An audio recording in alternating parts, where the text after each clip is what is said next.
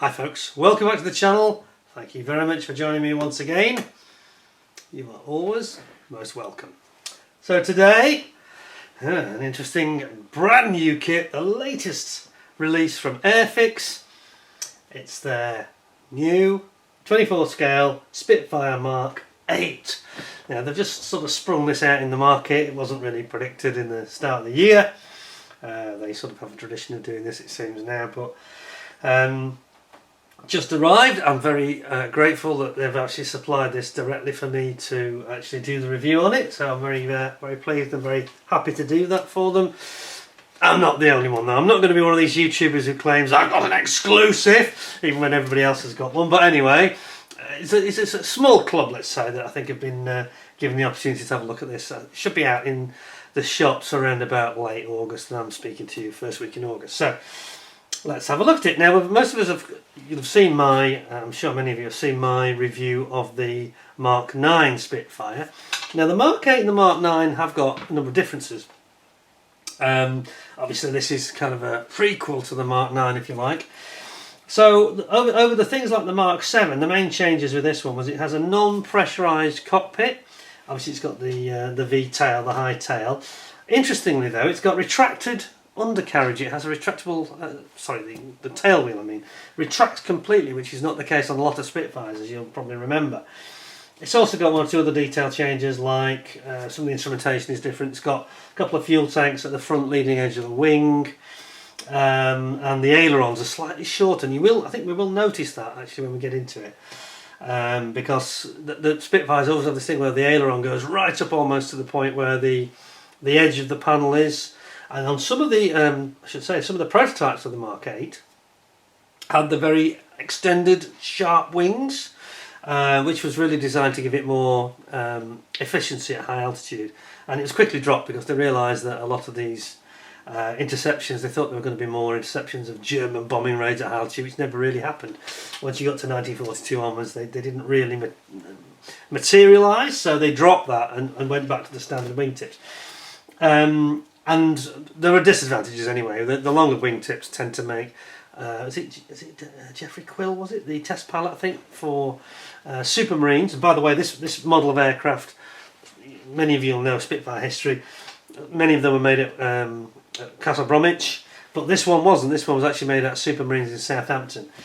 But these longer tips, I mentioned Geoffrey Quill, the test pilot, he complained that it affected the roll rate. He said that because of the extra tips it meant that it rolled slower, and it affected the performance of the ailerons because you've just got more wings, so it will roll slower, you know. This is why I did the talk recently about the Battle of Britain with the two models in front of me, with the ME-109E and the Mk.I Spitfire, and the Mk.I Spitfire got a much bigger wing, but it had very big ailerons on it, and that compensated for the bigger wing. Otherwise the ME-109 would have had a much faster roll rate. Its roll rate was quite good, but it had these tiny ailerons. Anyway, I'm getting into technical details, we don't need to sort of stray down, but so that's the history. Obviously then it developed into the Mk.IX, which we all know about. So really, I've got to say with this kit that a lot of it is the same as the Mk.IX, but there are very specific differences. So I think we should really focus, I'll go through it in terms of the instructions and stuff quite quickly, I think, but probably won't plough through every sprue because I don't think it's really necessary. We'll focus on the things that are different, and I will show you also the press release from Airfix, which just tells us in no uncertain terms what those differences are. Anyway, so it's kit number A17002. On the side, I'll give you a zoom in so you can have a quick look at it, and then I'll read you what they say. So we've got three different schemes here. We've got the Royal Australian Air Force, we've got number 152 Hyderabad Squadron based in Burma, Royal Air Force, and then we've got the US 307th Fighter Squadron, which is based in Italy in 1944. There we go. Quite a nice interesting choice. So, and I should have explained, sorry, that these aircraft were almost exclusively used in the sort of Far East, World War II Far East campaigns in the Pacific, Burma, you know, Singapore, and around the islands, Australasia. Obviously the Australians had them, so it really was designated as a variant for that part of the world, and it has got the the bigger filter, the air filter obviously as well, which sort of gives it away. So on the other side we've just got a couple of, rather, I won't show you these, I don't really like these CAD images, I always moan about them, don't I? But on the top we've got some info, so I'll give you a read about what it says.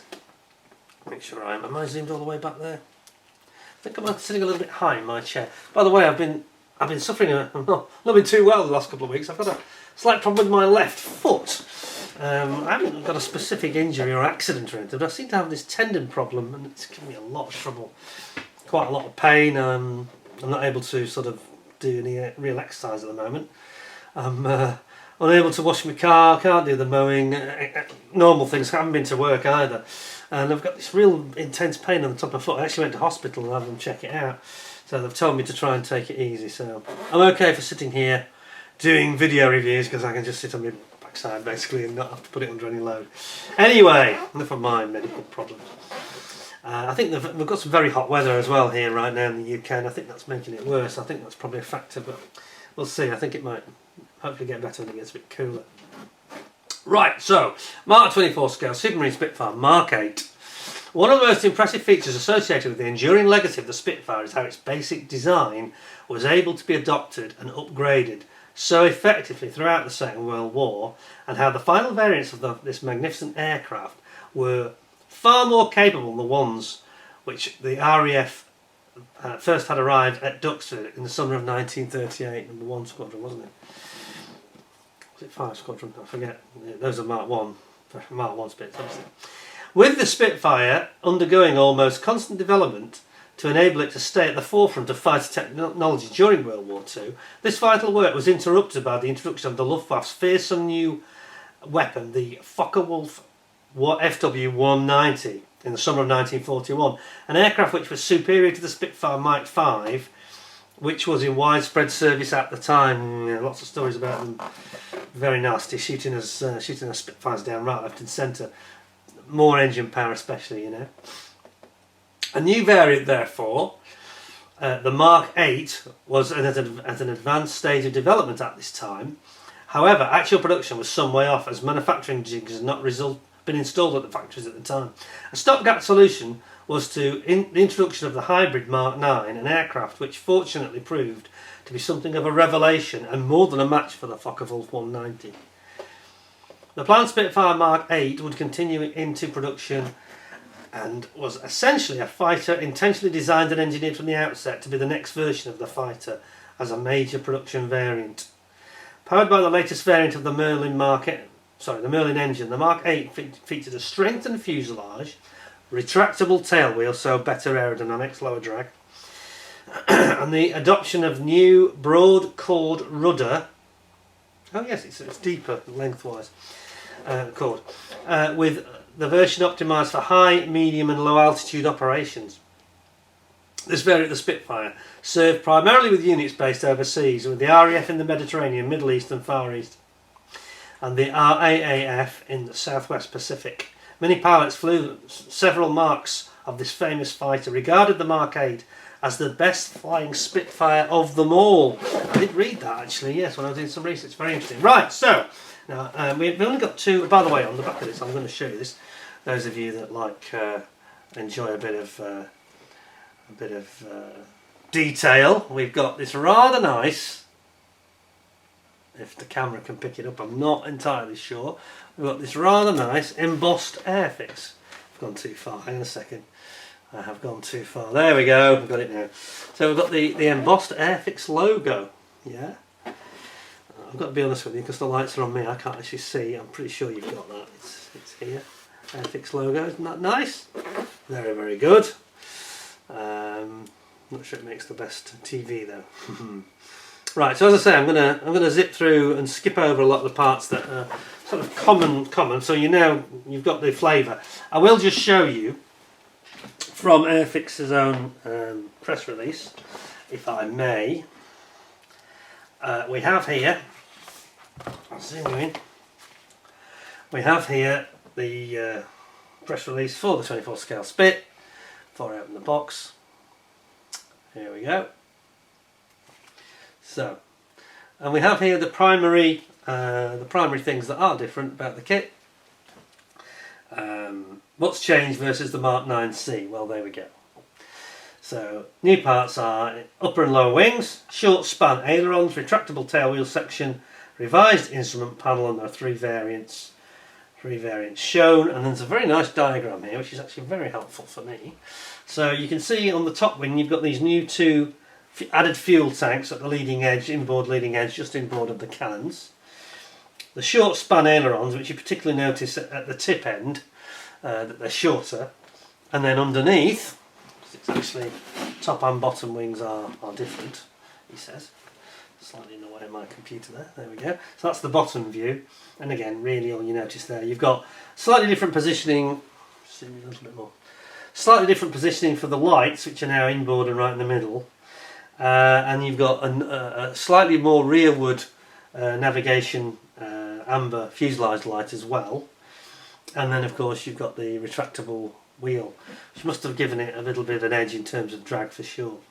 I think perhaps in the air, in the warmer air, it probably gives a better advantage as well. And then finally you've got the differences that are to do with the instrumentation. So you've got on the left side here you've got the standard Mark 9, on the right side you've got cylinder priming pump, oil temperature gauge, fuel pressure warning lamp, voltmeter, all different. Undercarriage indicator, master switch, ignition switches, and the tail wheel position indicator, which obviously you wouldn't have on a fixed tail wheel. So that is basically the differences. So I've got to be honest, they're not huge differences between the Mark 9 and the Mark 8. Interesting that on the Mark 9 I think I'm right in saying that they went back to having a fixed tail wheel, didn't they? I think, if memory serves. But it's actually everywhere. Look, we've got the Airfix magazine here, and it's even on the front of here. And there's actually the chap has actually built one here. Which anyway, it's a good publication as ever. Talks about the differences. Does it actually show you? Difference between the Mark 9 and the Mark 8 is a short nailer on each wing. Here are the relevant parts compared with the original, which is worth seeing, isn't it? Let's just see that photo actually. Can you see there in the middle picture on the left? So there you've got it. So you've got the lower one is the new shorter aileron, and you can see how much shorter it is. So as I say, it's at the outboard section that they shortened it. I'm not entirely sure what the research there was based on, whether it was to do with drag again, I think reduced drag. Because it does seem that was a big push for them at the time. But anyway, we shall have a look at the kit without further ado. But that's the current Airfix model world. It's right there on the cover, as you can see. And this is the, do they say which edition it is? Doesn't actually say. September 2024. There you go, right up to date. Fresh from the newsagents, that one is. Now then, enough of computers and magazines and things. Let's just get into the kit and have a look at it. So, you have two bits of taper just at the ends on this one, which I've already cut, just to make it a little bit quicker. Nice compact box, surprisingly compact, isn't it really? I'm going to pop that over there, just out of the way a little bit. Right, so we know we're going to want to look at these two, so we've got the wings, so I'm going to take them straight out. And we also need to look at fuselage. There's a lot of bags I'm probably not going to open in truth, because I'm not sure we need them. That one we do, that one we do. That one, yes, it's got the deeper cord, so we do need to look at that one. And then we've got a load that we don't need to look at, quite frankly, because we've seen it all before. And I don't want this to be one of those. My reviews, people say, oh, I really enjoyed your review, it's so detailed, you know. That's why they're 90 minutes though, you know. But we have actually got there, I'll show that briefly. But we've got here, frankly, there's quite a few bits that are off the sprue, I've got to say. Is that something important? Or is that just a bit of sprue? I think that's just a bit of sprue. There's a few bits rattling about. Anyway, thanks to Dale at Airfix for supplying the kit. I really appreciate that, Dale. Thank you very much. Let's have a look at what we got. I'm sure we've got nice schemes to talk about. Airfix do their instructions and scheme guides really well these days, I think. Very nice. So, with that in mind, gosh, it's quite a well designed kit. I should also explain to people, and I think this is a bit awkward, but I think it should be said. I haven't reviewed an Airfix kit now since I did the rather late, that's a story in itself, the late Buccaneer that arrived at New Year and should have arrived before Christmas. So you could argue this is the first 2024 kit, which it is, that I've actually reviewed. The Liberator looks like a really nice kit. I didn't review that one. Chinook's not really my thing, but I have to be honest and say, and Dale, if you're listening, I'm sure you probably are, I'm sure you're aware there have been quite a few quality issues with one or two of these kits, especially the ones that seem to be being manufactured at the factory in India. And the quality problems, I guess, just to quote the Chinook alone, I didn't review it, and I'm quite glad, because it would have been, I think, a bit negative. I didn't want to do that. But I know I've physically seen photographs from other people who've sent them to me. We've got the Chinook, we had problems with some of the blades, the moulding quality, the surface quality. Very strange and very variable. Not everybody had the same problem. We've had a heck of a lot of release agent as well coming out of this factory in India. And I haven't smelt it myself, but I'm reliably told it smells absolutely rank, very gloopy, black, oily release agent on a lot of the parts. And we've also had on the Chinook warped parts behind the cockpit area, in the sort of loading area at the back. Quite a few issues with moulding. So, and another one, just thinking, another of my subscribers, he sent me an email about quite a lot of parts that were off the sprue, which is what I've got here, I think, in a couple of cases. I just want to say this, really, that I think we know Airfix having a few issues with, obviously, getting stuff into the country, as are anybody who is manufacturing over in the Far East, and it has to come via the Red Sea. We've had all this trouble with the the Houthis and the Yemen situation. Very sympathetic. It's not good. It's not good. It's quite worrying, actually. But there's a lot of QC issues that seem to be cropping up from this Indian factory, and it's not. I'm not having a pop at Airfix about this, because other people use different subcontractors. People like Meng have had issues with them as well in the past. But I think they've got to get control over this Indian situation, because I do sense it's getting worse. That's what I'm seeing, and that's what I'm hearing. People are commenting to me that they're a bit fed up about it. Now, the reason I'm bringing this up is because it doesn't apply here today. This kit has been, again, I'm delighted to say, has been actually manufactured. The injection moulding has all been done in the UK. Airfix uses a company called Plastic in New Haven, and they are very good at what they do. Not the cheapest, I'm sure. I'm sure there's a cost implication, which is why it's not a particularly cheap kit, I should say, and it's costing around about the £100 mark. But we should, fingers crossed, we shouldn't see short shots and quality issues like these issues I've just talked about, that we are getting quite a lot of. And I don't think we'll see any of this today. So I just wanted to make this point and say, so people know it's a UK made product.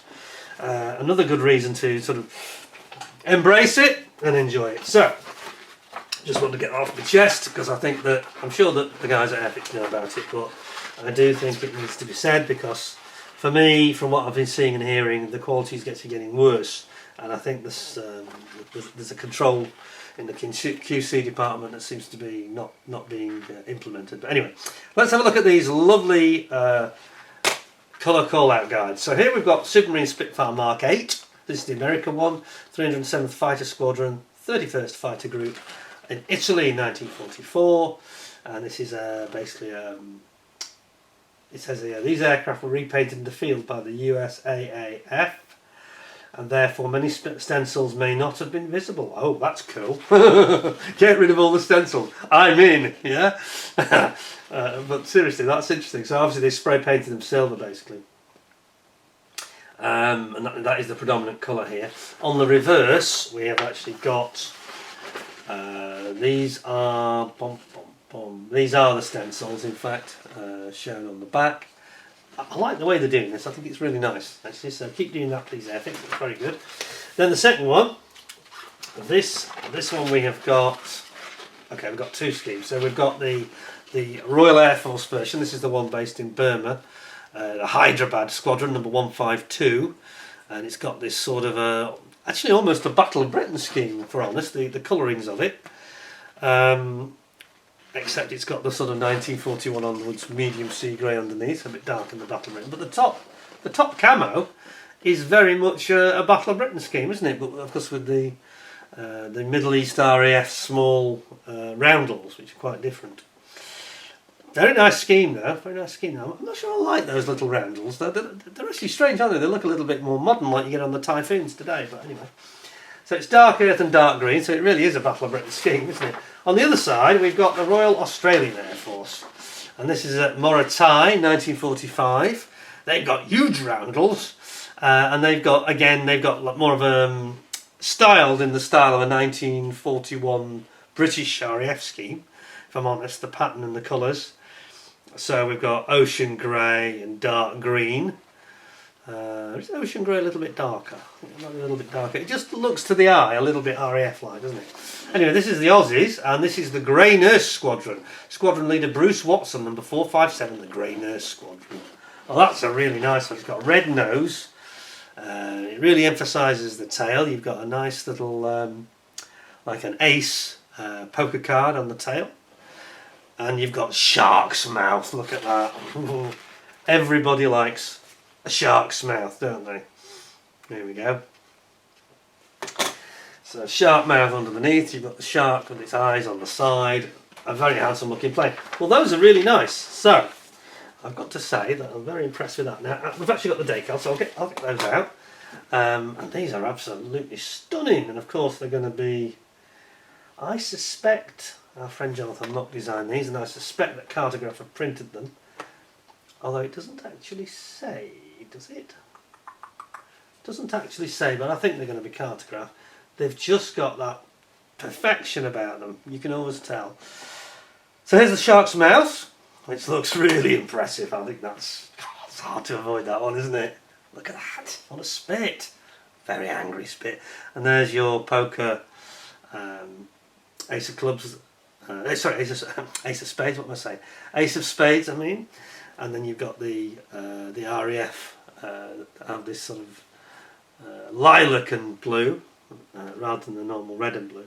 And then of course you've got our American friends based in Italy, and you've got there. You can see the depth of that cord of that rudder, can't you? There, because they've got this checkerboard on the rudder, which saves a lot of painting. That's good. And then we've got our stencils, which aren't really that many, for being honest. That's not bad at all. I quite like that. They're a nice sort of satin, sort of between satin and gloss finish. They're very nice. Look at the lack of any carrier film around the edges. Those are beautiful decals, I've got to say. That I'm impressed by. Okay, so it's going well so far. They are a proper set of decals that you could really enjoy using. I think as good as anything you'll ever find, I'm pretty sure. So that's those. So I shall pop those safely away. Oops. Safely if I can get the paper back together. Right, that's that. And then we've got our instructions. Okay. Yeah, we don't need to go through the history again, we've got that already. We'll just add, it's got maximum speed. Again, we like this, don't we? And Airfix are the market leaders, you might say, and give you info. Them and Tony are. Maximum speed, 404 miles an hour. I did read somewhere it could do 450 in a dive, that's pretty quick.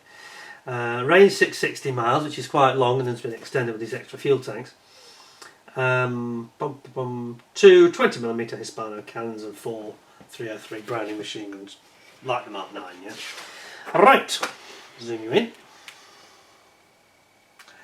Let's have a look at what we got now. I'm not going to dwell on every image because, as I say, we've kind of seen this already. So a lot of things like you're about to see, I was going to say you're about to see, apart from the instruments, which is the first thing. So let's just do that one first, because that is different. Because we have these extra things, like we mentioned the gear indicator for the tail wheel, which is this lamp just above my thumb here.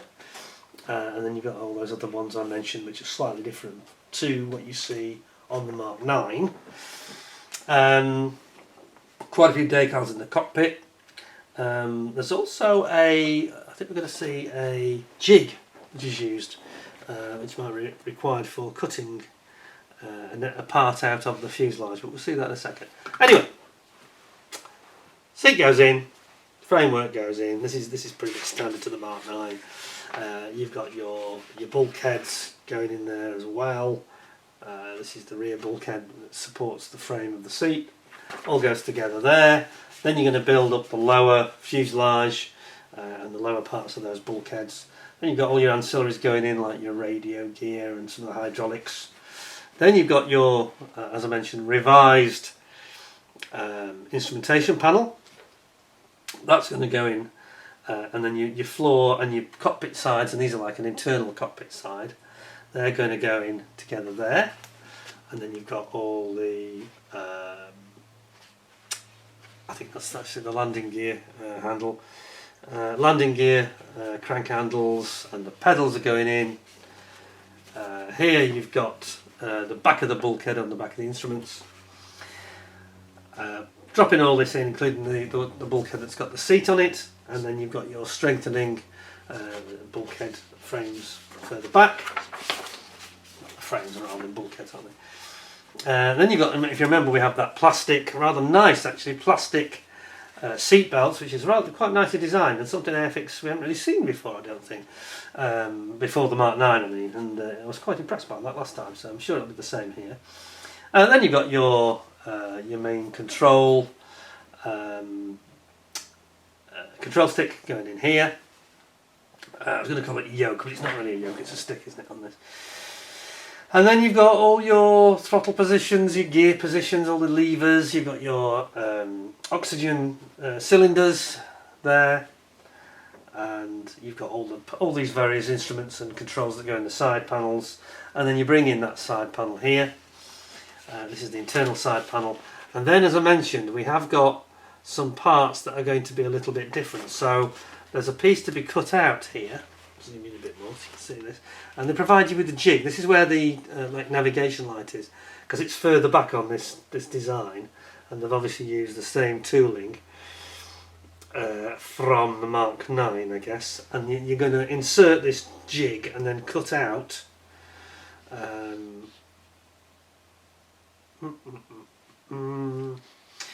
cut a circle. Oh no! So sorry, this is a jig for the circle for the downlight. Part 8 has a jig. Use part 6 as a jig to cut and file away the area highlighted in green. Okay, so it's an external jig. I get it now. So it is an external jig that you basically put over. You don't glue it, of course. You just put it over and then you cut away and then file it. That could be a little bit tricky. I don't know how the fit's going to be like. That sounds a little bit tricky to me, to be honest. But anyway, then we've got another one of these jig situations. When building this model with the canopy in the closed position, use part N4 as a jig to cut and file away the area highlighted in green, so removing this rail piece. And by the way, I just remembered, the rails on the Mark 8 were a lot thicker and stronger than they were on the Mark 7s and earlier models. And then you see, again, the jig's there, and then you just cut away that piece in green, because you won't need it. And then you've got all these other parts going in again, various controls and lights and switches. And then finally you're bringing in your internal cockpit area, inserting that into the side of the fuselage. And then over here we've got our oxygen supply pipe, which goes, you can see it shows the pathway for it going into from where the oxygen bottles are, all the way into where the pilot sits. And then we have got our radio box, and that goes behind, of course, right behind where the pilot and the oxygen are. And then we get to, this is the part that's the revised downlight on the fuselage. And then here we've got the options about whether or not you want to put in, have it open or closed with the cockpit door, which would be very nice. And then we get into another section which is different from the Mark 9. This is the section where you're going to see in a second. We're going to have our retracting tail wheel. So your front bulkhead for the engine goes on there, head of the fuel tank, main fuel tank.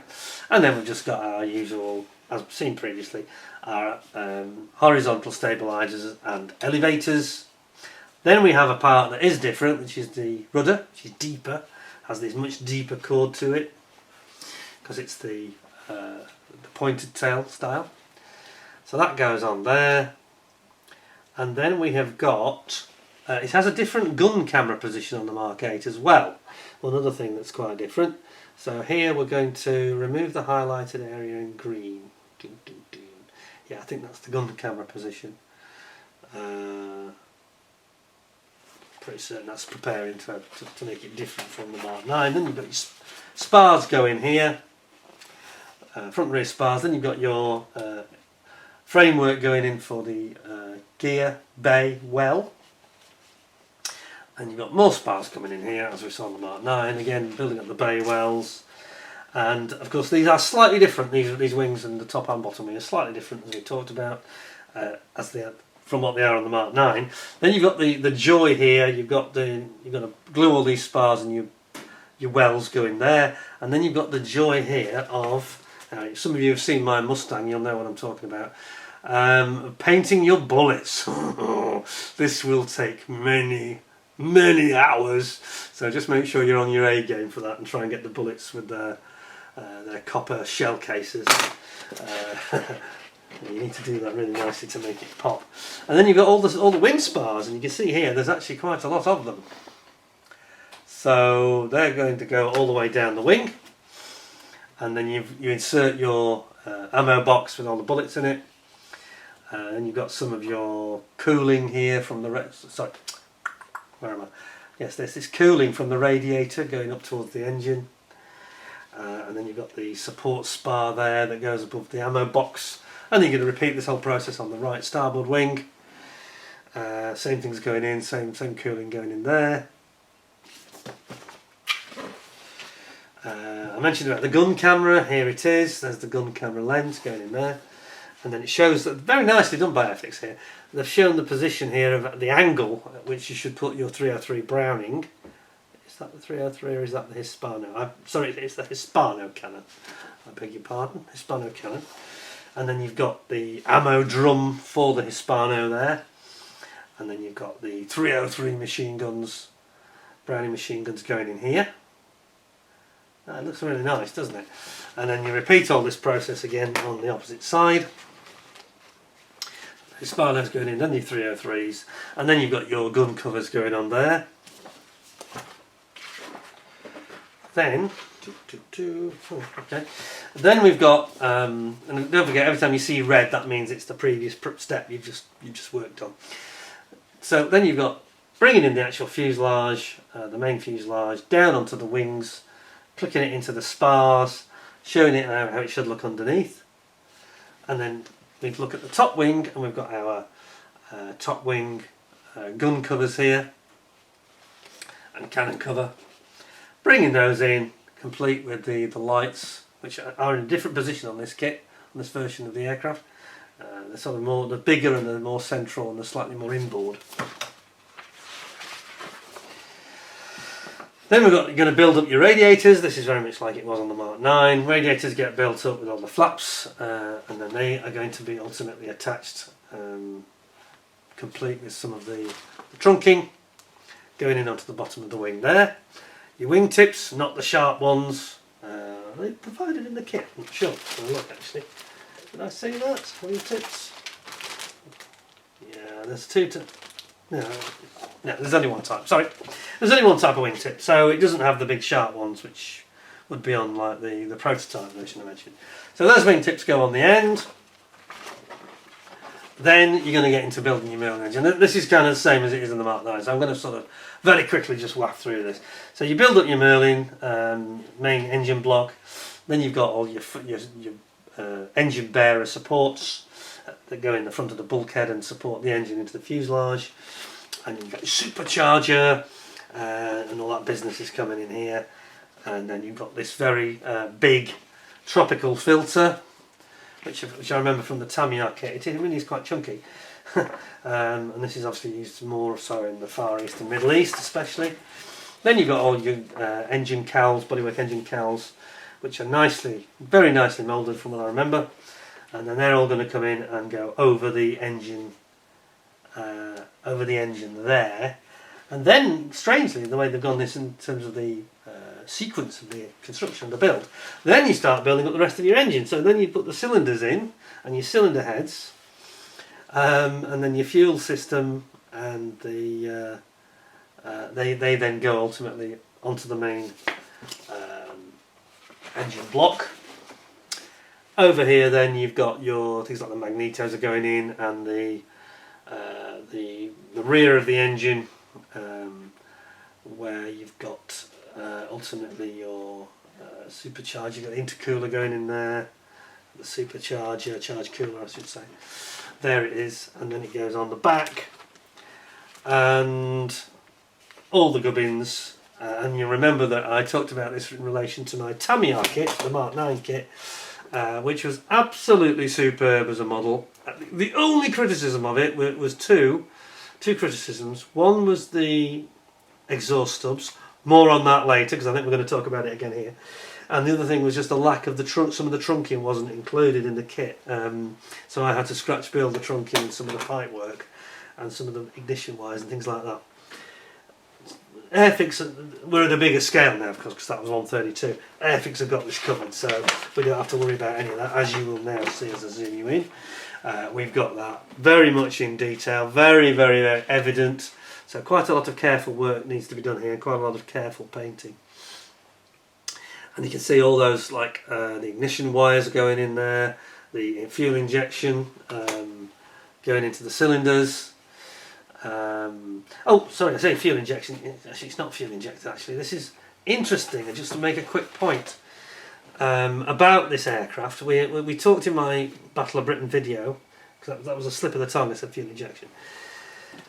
We talked about the carburettors that were on the early Mark Spitfires and the problems that they'd had with it, and Beatrice Tilly Schilling, who, by the way, I was pointing out was not Miss Schilling, but she was called Miss Schilling as a nickname, I think, but it was Mrs. Schilling actually. Anyway, she developed Mrs. Schilling's orifice, this little thing like a washer which stopped this backflow and this starvation of fuel into the carburettors. Well, there was a revised carburettor that was partly designed by Bendix. Was it Bendix Stromberg? Bendix, I can't remember now. But the carburettor was revised in design ultimately, and this non-stuttering carburettor design then took over, and it was in this aircraft. So this didn't suffer from those problems I mentioned in the Battle of Britain video at all. This was, by that time, it was developed out of the design, and they realised what the problem was. So yes, so that's the carburettor feeds, I should say, not the injection system. It's just the fuel rail that I was looking at. Then we've got the bulkhead going in. We've got oil tanks going on here, oil tank, water tank, and we've also got more bearers coming in, ready to put in and support the engine, complete with all the cooling pipes from the cooling system, and you can see how they go all forward there to the engine. You've got starter motor on the side, sorry, alternator I should say. I think it's the alternator, isn't it, here?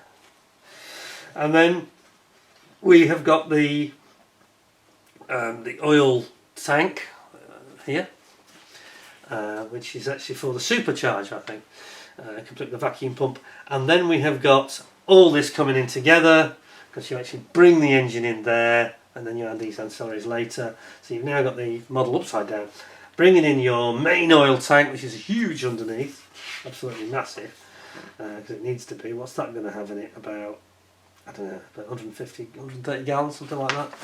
Quite a big one. And then you've got your side,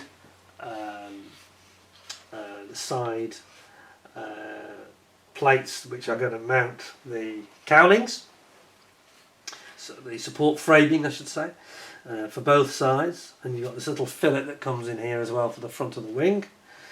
And same on the other side. And then you're going to put your tropical filter on, get that put in, and then you've got this bigger cowling which goes underneath, the chin cowling.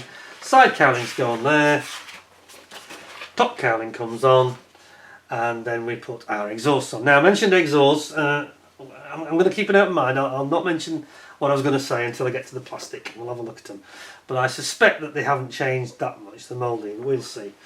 There was a big problem, I will talk about it now, because I might end up skipping over the plastic if it looks the same. The problem that we had, if you remember, was that I'd built the 32nd scale Tamiya version of the Mk.IX, and when I was reviewing the Mk.IX from Airfix, I pointed out that they'd made the same mistake Tamiya had made, in that they'd moulded the sprue gate contact point right in the middle of the fishtail weld, because there's supposed to be this weld line down each exhaust. And now I have seen many people have finished that kit, that Mk.IX kit, and some of them have rubbed them down, obviously think that they're a mould line, which they're not. They're a weld line in the actual aircraft, in the way that the actual fishtail exhausts were manufactured.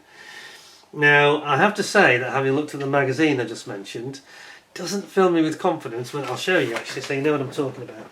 So you know I'm not just making wild claims and accusations. That when you look at it carefully, they actually say here that they bought the Eduard exhausts for the kit. It didn't really fill me with confidence, because it makes me know already that they haven't changed the moulding, and they've got this issue of having the sprue gate contact point right in the middle of the weld. Now I'm going to zoom in more because I want you to see what I'm talking about as much as we can here. Can you actually see? I can hold it still enough. There is those welds down the centre of the external face of the exhaust, and then it splits like a V at the end. Well, this guy's gone for the Eduard option, which tells us that probably he's looked at it and thought, well, yeah, okay. I don't think Airfix have changed it. We'll have a look in a second to confirm that, but we'll see.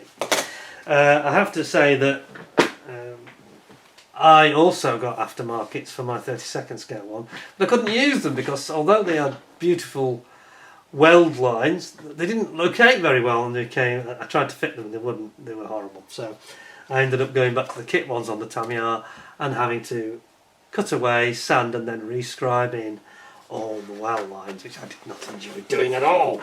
And I think it's the same here. So maybe you want to consider whether you want to get some aftermarket. I mean, I'm not a fan of aftermarket, as people know, really.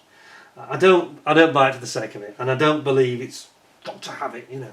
But this is one case where, as I said at the time, I'm sounding critical now, but Airfix, you know, for the future, I realise you're probably not going to retool it, but when you're tooling things like that, you need to look very carefully at the exhausts and look at the way that they are finished, because what you did here is you didn't take a lot of notice of it.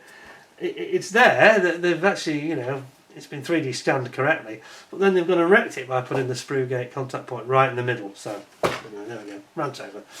Moving on, I just know it's not going to be any different on this one, so it just gives to make it accurate, you're going to have to do quite a bit of work. Which, you know, if they'd done it on the back side, the side that actually plugs in, it wouldn't have mattered there. So it is avoidable. It is avoidable. Anyway, flaps going in here on the wing. Open or close, which look very nice, and the actuation levers and rods there.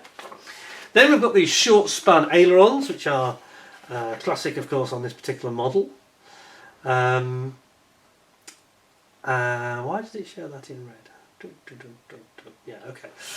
They go in there, and then your Hispano cannon covers go on. Well, they're cannons here. You don't see the cannons themselves. Then you're going to build up your main gear, putting that in and putting the covers on too, and then you've got the wheels and the tyres, so you do the legs first basically, and you get those done, complete with the actuator arms, and then very, very good instructions here, very clearly showing how they should go in and how the positioning of them is. And then we get to this interesting retractable tail wheel, which is different from the Mark 9. There's a big difference here. So this is an actual, it's got doors which split open, and then this wheel does actually retract. And it looks like they've got some really good location plugs to make it go in and sit just in the right place. So hats off to you, Airfix, for that. Then we've got the Mark 8 gun sight going in here, which it looks quite complicated actually. Quite a lot of assembly for the gun sight. Look at that. And then we've got the aerial, and then we've got our mirror and the canopies going on the top, and obviously there's two different versions, an open or a closed version, reminding you that you've got those options here. And then finally you're going to build up your propeller and your spinner, and you've got the variable pitch prop going in there, complete with its boss, and then your rather nice aero spinner going on the front, and your Spitfire is completed. Right, okay, well I probably showed you more detail than I strictly needed to, because a lot of it is a carryover from the Mark 9, but anyway, I thought Airfix deserved that. They did go to the effort of sending this to me without charge, so thank you again. Now, I'm going to really focus on, I'm going to try and focus not on things that are not relevant. So really we've got a load of sprues here. Most of it is not relevant to unique to this kit, so we're really just going to have a quick look at. I'm not going to bother opening the bag for this one because there's only one part that is of interest, and it is the rudder. So let's have a look at this rudder. You've got the alternative one here. You've actually got both rudders shown. So let's have a look at this. So there's the standard rudder, standard Spitfire rudder where my thumb is. And then we have this deep, very pointy tail and deep chord rudder, which is different and is from the Mark 8 onwards, I think I'm right saying that. And it's very nice. No, I'm wrong, aren't I? Because I think the Mark 5, some of the Mark 5s had that pointy rudder on as well. So there we go. So there you go. A particularly deep, long tail, you might call it, rudder. So that's the first one. So that looks very nice, and that's one I haven't had to open. Then we have got our instruments. Which again, I don't really need to open this. I'll just show you the part because it's as clear as day. So here we go, our instrument panel. So you can see this is the one where it's got things like the rear tail wheel indicator light, which is not on the others because it doesn't have a retractable tail wheel. And obviously there's fuel pressurization and some ignition lights that are slightly changed in position, so be aware of that. That is a difference. I think I am right in saying that this, all the parts on this sprue are in fact, there's the jig I mentioned for cutting out the light hole. So you pop that over the fuselage and then you dig yourself a hole, literally. Also you've got these are the alternative, it's the rear under fuselage, excuse me, rear under fuselage section where the retractable tail wheel goes. And that is the actual retractable tail wheel leg itself, right there. Got to say, this is exactly what we expect from Plastech in the UK. Beautiful moulding, very, very nice. This is the short span aileron, and we'll see the other ones in a minute. You'll be able to see that there is a difference. So that's that one. So that's beautiful. Then we have our slightly, I was going to say slightly different, but I'm not sure it is. I actually think this is the same, isn't it? The fuselage on the Mark 9 and the Mark 8 are actually the same. That is why you have to use that jig here to cut out that light. So that is in fact, I think, basically the same as on the Mark 9. It has to be said, I mentioned Plastech, the contractor Airfix use. They're a very, very credible, high quality engineering company. You can see the detail here. It's just got this finesse to it that perhaps we don't get from the Indian factory. I'm not knocking them at all, because they do sometimes get some really nice mouldings out of there as well, but there's just something about this. I talked about this on my Mark 9. I made a comment about, actually particularly on the Tamiya Mark 1, where I talked about this radio hatch cover. I don't know if we can see this in a bit more detail. This radio hatch cover here. On the Tamiya Mark 1, the row of hinges at the top there, they'd really overemphasised them and they were totally out of scale. Excuse me. And this one, they've absolutely nailed it. I mean, it's just perfectly true to life. The riveting is not, it's absolutely bob on. It's not too small, it's not too big, it's Goldilocks riveting. Look at that, just right, just right. There's a few ejector pins on the inside, but they're all in places that are not going to be visible at all, so we won't worry about any of that. So that's a very, very nice bit of fuselage, I'd say. So that's that one there. Then we have the wings. Now these are important because these are different, and they are huge. So here we've got this different, I'll point out what the differences are basically. So we've got this, the gap here is smaller for the aileron, because you can see this bit here, the bit that's at the end is much bigger than normal, because there's normally just a little vestigial bit of wing between the aileron and the end of that panel, and then the wingtips obviously on the end. And also, if you look very closely, you can see the added fuel tanks. Can you see here on the leading edge? So these are the additional fuel tanks, which are not in the Mark 9, different in the Mark 9. So this has had to be added, so they've had to retool these wings. And again, you know, you can clearly see the riveting, really beautifully rendered rivets. Not sure how well this is picking up on the camera, but to the eye it is stunning. Stunning.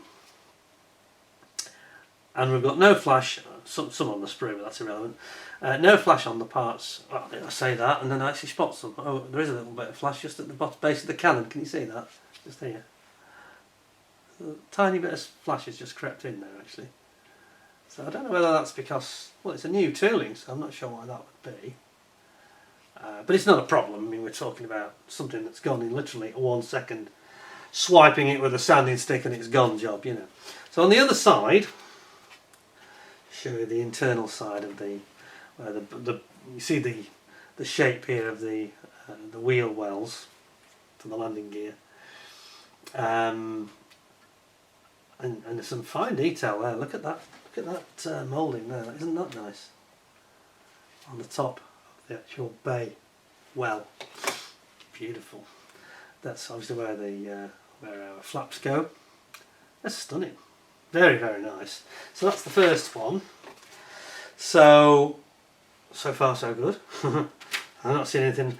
I mean, there is just that little bit of flash. It is actually a halo of flash. I'm a bit surprised. I didn't expect this. I'm just going to zoom in again so you can see it from a different angle. Look at the stub next to where the cannon goes here. I don't know if you can make it out. It is actually going to need some cleaning up. Can you see that? That's not supposed to be quite like that. Perhaps you see it better on this side. Can you see the halo around it? Not a major issue, but I'm surprised because Plastech normally pretty much very flash free. I don't recall any of that on the Mark 9. I don't remember that at all, to be honest. It is on both sides as well. So it's just like the perhaps, I don't know whether that's the tooling. I think generally speaking, and I'm sort of interpreting here, but I think a lot of the tooling is actually done in China. So that's the one thing that's not done in the UK. Well, we have got it again. We've got a bit of flash here. I'm surprised to see this actually. It's not major, but it's here, and it is. Your eye catches it straight away. See, at this scale, things like that are going to be quite evident, aren't they? It's in the same position. So it's as though they've had a little bit of. Can you see it? The halo again around that stub. Yeah, there it is. It's on both sides, on the other side as well. Bit of the halo flash.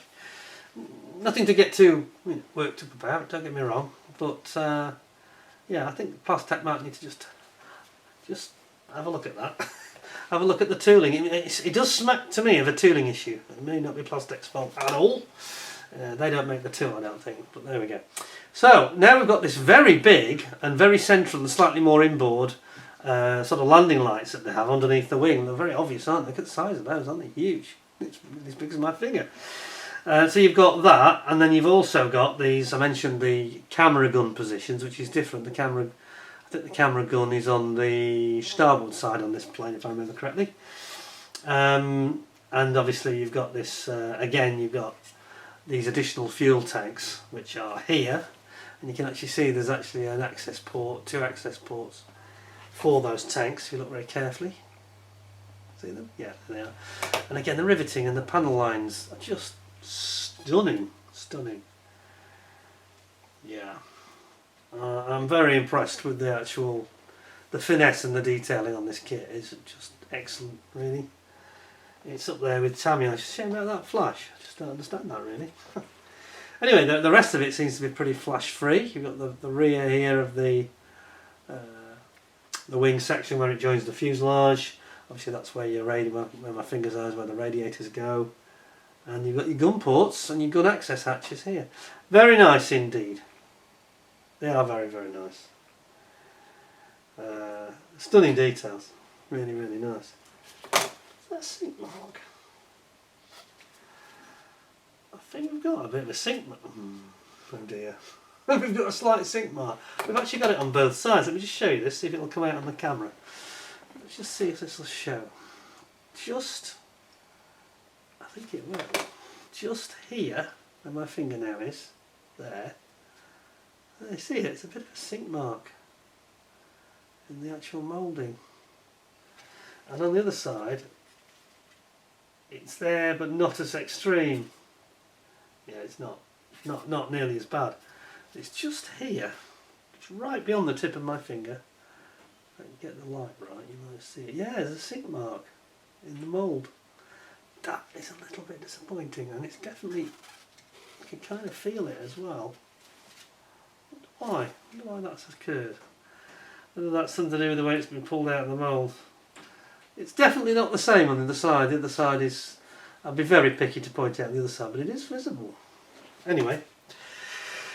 Okay, duly noted. I fear Airfix might get a quarter of a point knocked off for that. Flash and sink marks. Not a lot of them, thankfully.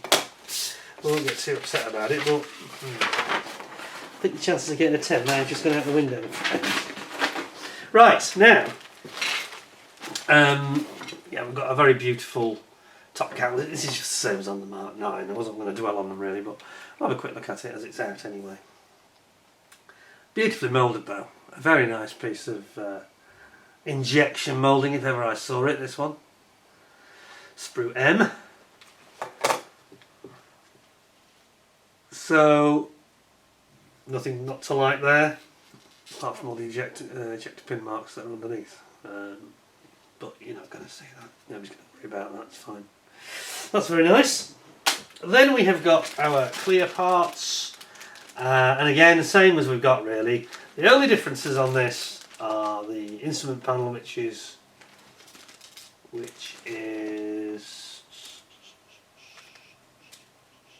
to figure out which is which here.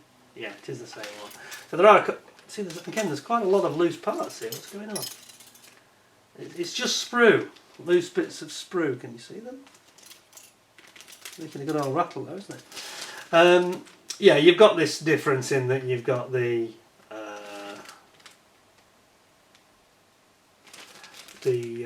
indicator light here, which is for particularly notable because it's for the gear.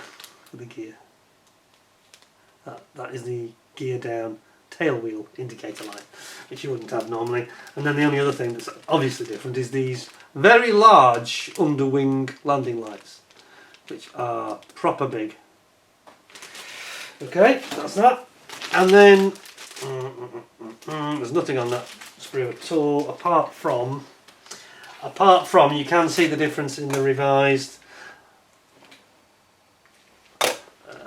That's the standard Mark 9 with the intake, the chin cowling, and this is obviously the revised version for the Mark 8 with a much longer intake for the big tropical filter that it has, of course. That's the only difference. Everything else on that sprue is the same, so we won't bother with that one. And then yes, we've got the short span on the ailerons, which is kind of evident there. There is the normal span aileron. See how much longer they look, especially at this end, yeah? Much wider. Apart from that, everything is pretty much the same. So that one we'll also ignore. And then we have got a couple of parts which, yes, they are different. I'm going to open this one because it's different. So this is worth showing you, I think. Airfix, they've been quite as generous as usual with their bag. Let's just see if I can get this open without too much frost in there. Right, okay. So we have got a few differences here. So we've got the that actually I think is okay. This is actually, I think I've wasted my time because that's actually the standard Mark 9 rear fuselage, lower fuselage, where there would normally be here. You would normally have your standard non-retracting tail wheel. So actually this is a standard Mark 9 sprue that I've opened rather erroneously. So it's not that as interesting, but this one I am interested in, so I had to open the bag anyway. So this is your Mark 8 lower fuselage, including this this section here with the revised position for the lower light. And other than that, I'm not sure there's a whole lot of differences. It's worthy just mentioning, you know, just to give credit where it is due for Airfix here, about the beautiful detail of some of these parts. I'm going to zoom in a bit and just look at this, like the oxygen tubing. Look at that. Isn't it nice? So well done. So well done. And then we've got our oxygen bottles over here. and then all the very fine controls, etc. So, and the control stick,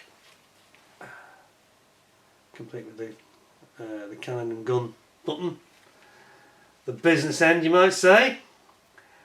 And yeah, you know, I mean, look at this, some beautiful details here, very nice moulding indeed, with these electrical wires, harnesses, which they have captured beautifully. I mean, this is night and day from the old 24 scale Spitfire that I remember from the mid-70s when I first got it. Oops, showing my age there. 75 I got my first one, the Spitfire Mk.VIII from the Battle of Britain, and this is a completely different animal. Here's the beautiful plastic, beautifully thin. Look at them, how thin they are. The seat harnesses. Can you see that? Sorry, spin it round over here. We go. Seat harness. See that? Isn't that nice? Absolutely fantastic. So, I didn't want this to be a review that went on and on and on. Actually, there is one thing I should have shown you. That's the jig. Jig. So there's a jig here which I don't think I showed you. I think this is actually for cutting that rail off on the rail for sliding the canopy. If you can see at the top here, there's a jig. It actually says jig on it, which is quite cool. You've also got something I didn't show you, which I sort of missed a little bit here, was just the seat. If you, oops, wrong end, that's the one, thank you, that's it, the seat back, look at the detail on the seat back, isn't that nice? It's pretty cool, and I suppose while I'm here I might as well show you this, I've got it out anyway, the actual wheels. Look at the wheels, you've got the two versions of the wheels, you've got the one that's got 4 spokes or 5 spokes. Two versions there, 5 spokes at that end, 4 spokes here. Which is very, very nice, and they do the wheels actually very, very nicely. And okay, they've actually got, I don't remember this from the Mk.IX, is my memory failing me? Oh yeah, weight on wheels, right, sorry, yeah. Now here's a thing that I didn't like on the Mk.IX greatly. I love the weight on wheels. I'd forgotten it had weight on wheels, that was my memory failing me. Weight on wheels, yes, full marks to Airfix for that. But I don't like them splitting the wheels in half the way they've done it, because you're just going to end up the seam, aren't you, when you build the kit. So I'm not overly keen on that, and they haven't changed it. So I think that sprue is actually a Mk.IX sprue. It's not changed at all. In fact, I'm not even sure I saw a huge amount of changing the other sprue. But there we have it. Pop that back in there. And I'll just check, because I think there was another jig that I may have actually missed that was in that. The sprue that had all those parts that were definitely different. I alluded to at the beginning. A little sprue that is, yeah, this one. It's got a jig in it. It's got one jig. Yeah, we already talked about it. The jig that's used for that, cutting out that light. Yeah. So there we go. So basically, that is your Mk.VIII Spitfire from Airfix. What do I think? Well, I think that they've done with the exception of that little bit of flash, so it's Plastech, these guys in New Haven in the UK that are doing this, I'm pretty sure. And they are to be congratulated for using a British company, I think. It certainly avoided the delays they would have got if they'd gone anywhere else. And some of those other inconsistencies in quality that they have been suffering, that doesn't suffer from it. The only thing that lets it down a little bit is that flash. No, it's not a deal breaker at all. It just seems odd that they would have such precision and beautiful moulding in 99% of the kit, and then something fairly big like those little the bulges at the front there, and they've got quite a bit of flash around them. Thank goodness it's only a little bit, and it's claimed to be 5 minutes, so I don't know, over exaggerate it. The bigger question I've got with this kit is why, really, why they brought out the Mk.VIII, something that's so similar to what they already did so well. In a year, I think there's context to this question. In the context of a year when they have brought out relatively little, The Liberator was very nice. I think that's all thumbs up. I haven't actually reviewed it, but I've seen it. Very nice kit. Last year, of course, they had the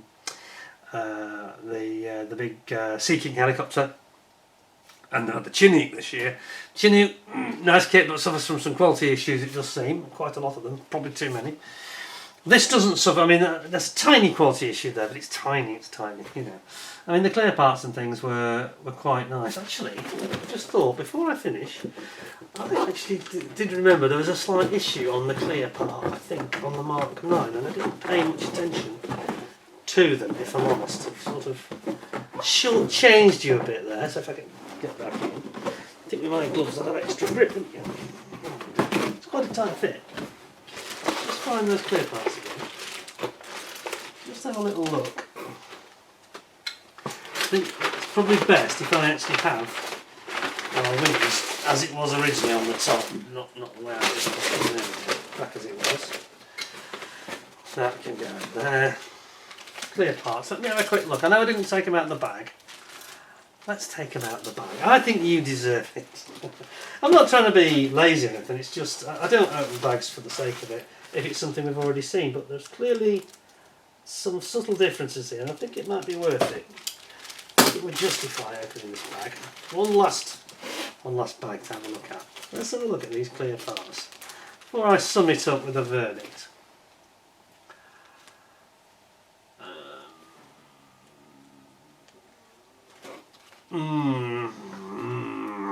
Oh dear.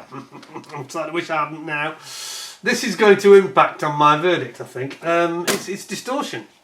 Now, of course, we have a bubble canopy on the Spit. But there's a lot of distortion here. A lot of distortion.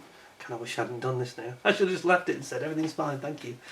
But, you know, I've got to show the facts, haven't we? Have a look at this. I think the camera will pick it up without too much trouble. This one especially.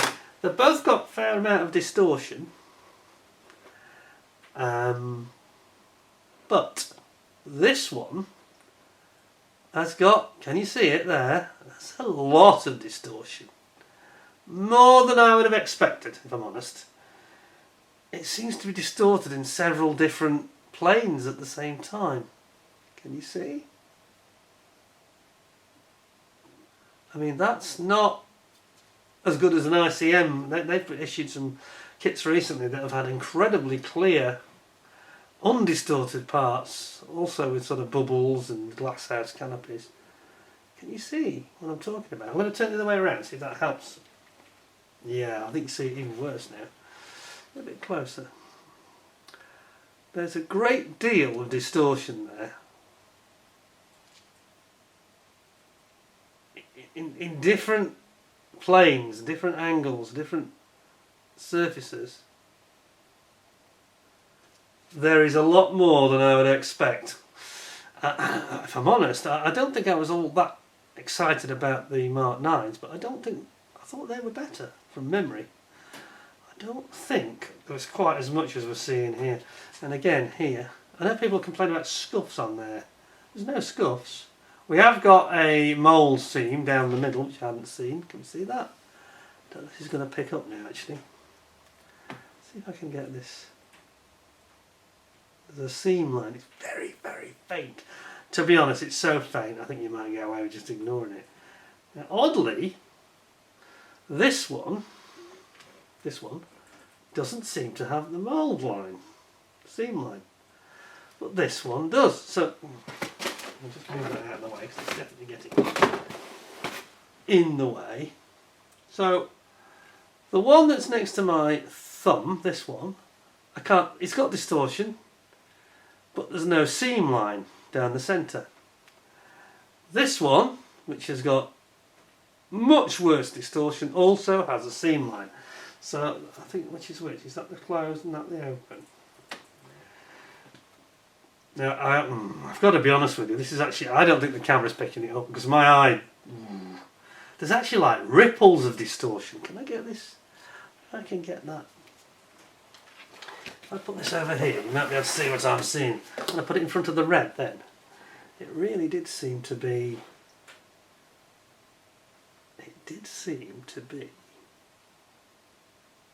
You can all see ripple lines. in.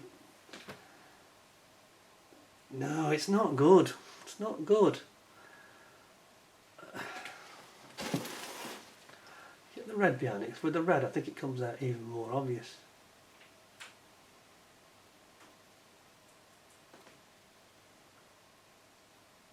I can't be confident of what the camera is showing you, but I can tell you that from the naked eye, there's a lot of distortion in that piece, and there's like literally a ripple, like a triple ripple, like 3 lines of rippling about there where the reflection is now. Don't know if you're picking it up. It's quite hard to show. It always is. And on this one, now that's got no seam line in it, and on this one there's just a huge amount of distortion. It's not a great clear part, I've got to be honest. Oh dear, I'm starting to wish I'd not bothered. Now I've got to say that the other 2 parts, which I haven't sort of focused on, they look absolutely bob on. These 2. Alright, you might argue the windscreen's a little bit of distortion there too, but I've probably been a bit too picky. It's flat, so any tiny thing is very evident.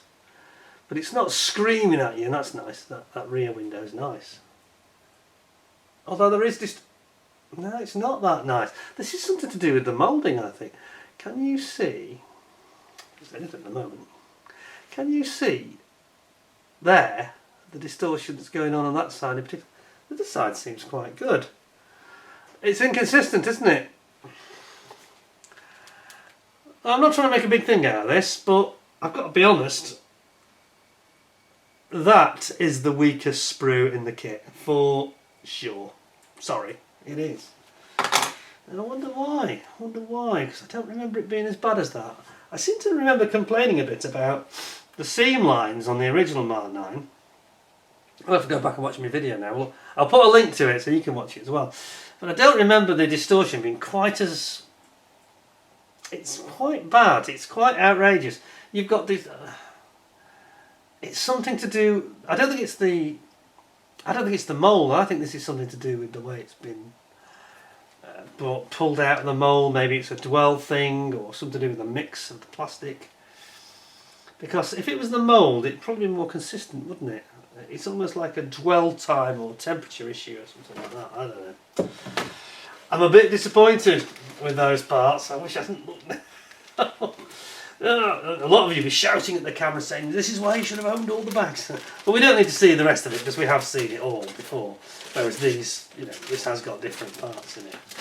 So there we go. I'm afraid I'm a little bit disappointed now. It was going so well. It genuinely was going very well indeed. I was pretty happy with that kit. I thought it was excellent. But the trouble with clear parts, it's one of those things, I've said it before, you can't sort of unsee the problems and you really spot something that's fairly... Once you've seen it, your eye knows it's there and it looks for it and you see it every time. So I'm going to give it, I think it would be only fair to say 9 out of 10. I think that it's a beautiful kit. Most of the moulding is perfection, really. Those clear parts, though, let it down. That reminds me a little bit of the Mini Art Thunderbolt, which had the same thing. It was beautiful, beautiful. And then you got to the clear parts, again a bubble canopy, and it wasn't that brilliant. I mean, that can't hold a candle to the Tamiya canopy clear parts moulding. It can't, okay? Even though it's at 1/32. So I'm sorry, it's beautiful. No doubt all the the fanboys around the world are rave about it, say it's perfect. It's not perfect, I'm afraid, but it is a very beautiful kit. Don't let me knock it. And it's a very interesting subject, the fact that it's got this retracted undercarriage. So there you go anyway, 9 out of 10. Thank you very much for Airfix for sending me that for review. Sherlock Holmes famously said in one of those episodes, I think it was the problem at Thor Bridge, where he says to Mr. Henry Gibson, he says, "I cannot guarantee the outcome will be as you so desire." Oops, that was not a line I thought I was going to have to say today. But just 1 or 2 little things. So I think that there are perhaps things in terms of moving forward, because this kit isn't out on the market yet. I'm very lucky to have it so soon. It'll be out in 3 or 4 weeks, so they're probably still making them. So I'm going to get this video out as quick as I can, so that Plastech and Airfix can maybe have a little chat and have a look at their stock, and just maybe have a look at the process. Whether it, I mean, if it's in the tool, there's not much they can do about it in the short term, obviously. But if I'm right, and if it is something to do with the way it's been pulled out, would that be being pulled out too soon or too late? I think it might be too late. Maybe it's dwelling a little bit too long. I don't know. But something's not quite right with the clear part. So maybe, guys, you can go and have a look at that. Anyway, thank you very much for the loan of the kit. I do appreciate it. I didn't intend to knock it down on any points, but there was a couple of issues that we could all see, I think, there. Anyway, there we go. Lots of other interesting things coming up soon. Hope you'll stay tuned and get the black gloves back on again very soon. Lots of other interesting kits coming through for you to see. In the meantime, thank you very much for your time. Hope you enjoyed the review and found it interesting. As I say, you can get this kit now in the shops. You can pre-order it now, and you can get it. You can get it in a couple of weeks, I expect. So it'll be coming through very shortly. Maybe just have a check at the clear parts or whatever, and or ask somebody to check. I'll be interested. I'm going to go and watch other people's reviews. Excuse me. I'll watch others now, see if they pick up on that, and if they do or they don't. If we can see, it does depend on your camera as well. This is the other problem: is people sometimes you talk about issues with kits or non-issues because they're not zoomed in enough or the camera isn't good enough, and you can't always see. I've got quite expensive glasses on. I do see things, but it's hard sometimes watching reviews. You don't always get the clarity that perhaps mine do. So I can blow my own trumpet. I didn't mean to do that, but it's the camera, not me. I just got a good camera. But have a good look at it anyway, because there's something not quite right there. I'm sure it might be fixable. Anyway, I hope so. Thanks very much to Airfix. Do appreciate you loaning us the kit. Thank you to all of you for watching. Until next time, take care of yourselves. Thanks very much, and bye for now.